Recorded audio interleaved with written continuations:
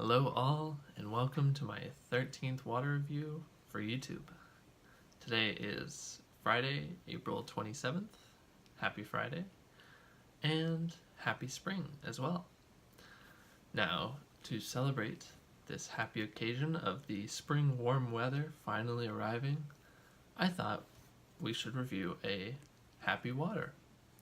Not just a happy water, though. The Happy Water. Happy Water is a Canadian company based out of British Columbia. Their source is a mountain source, Mount Woodside to be specific, and their spring is replenishing by the mountain itself. So, what about the company? Not a whole lot on their website. They have their source, they talk about their source a bit, they talk about some of the community events that they have had in the past, but no real interesting humanitarian initiatives, no real environmental initiatives, not a whole lot in general. Also, their website hasn't been updated in quite a while, which I will talk about later.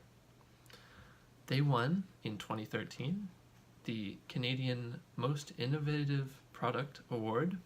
I didn't know that bottling water was innovative.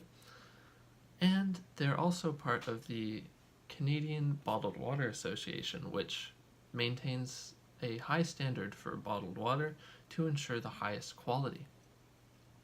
Moving on to the bottle, it certainly is very high quality.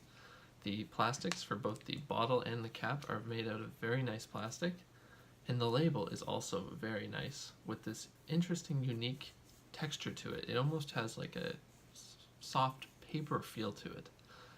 The label itself starts off translucent with this cool wavy kind of material design here, which slowly fades to opaque. Also, they have a very clean label and logo, a little Made in Canada maple leaf up here at the top, and a nice addition is the nutrition facts and mineral table, which wasn't on Arto Life Water last week, but it was nice to see on Happy Water this week. The water itself is at a pH of 7, which is perfectly neutral. It's a slightly harder water with 8 milligrams of calcium and 5 parts per million of magnesium, and it's a relatively low minerality water at just 90 ppm total dissolved minerals. Moving on to tasting and smelling. Now, on their website themselves, they describe the water as being soft, which I'm not a huge fan of, but some people are. Right off the bat, you get a very metallic smell to it, almost an alcoholic smell to it, which is interesting, but I wonder if that'll come off in the taste.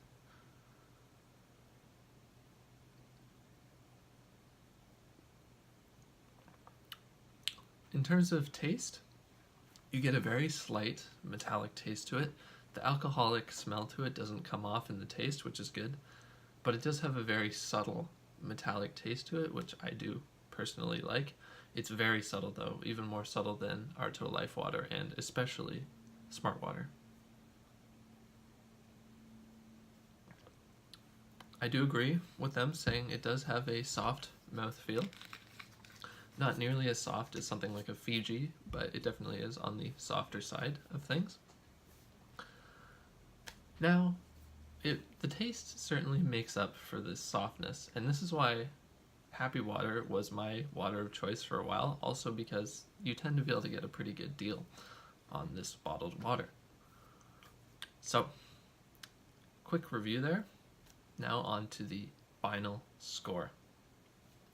In terms of company interestingness, there's not a whole lot to say. It's a small Canadian company that it has a very unique product.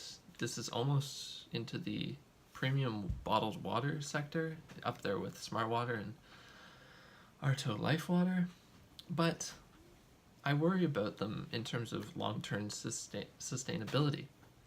They don't have any real social, humanitarian, or environmental initiatives, and their last post on their Instagram account was back in August of last year, 2017. So I'm starting to think that maybe they're not doing so well, and that also comes off in the sales that they've been having, which I'll talk about later. Otherwise, they have done pretty well, and therefore they get a score of 1.5 out of 2.5 points for company history and interestingness.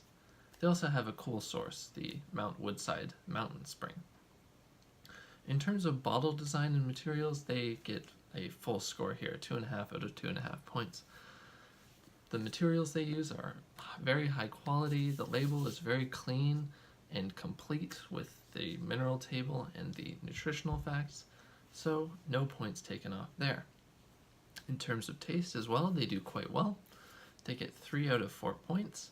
It's got a very nice metallic taste to it, just slightly metallic. The soft mouthfeel isn't my favorite, but it's not bad, and the taste certainly makes up for it. Overall, it's a really nice tasting water. The alcoholic smell is kind of odd though, I don't know why it has that. Yeah, so moving on to value.